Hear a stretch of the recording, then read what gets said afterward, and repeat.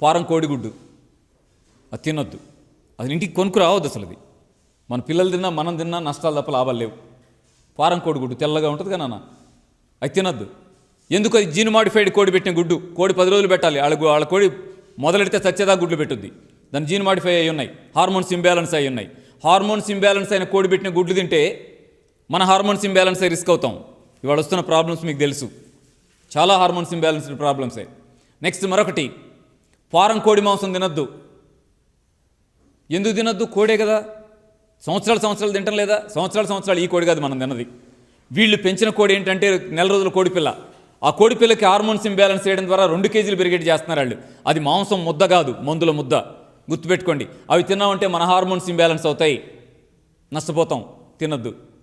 అలాగే చెరువులో పెంచుతున్న పెంపకపు చేప, దాన్ని కూడా ముట్టుకోవద్దు.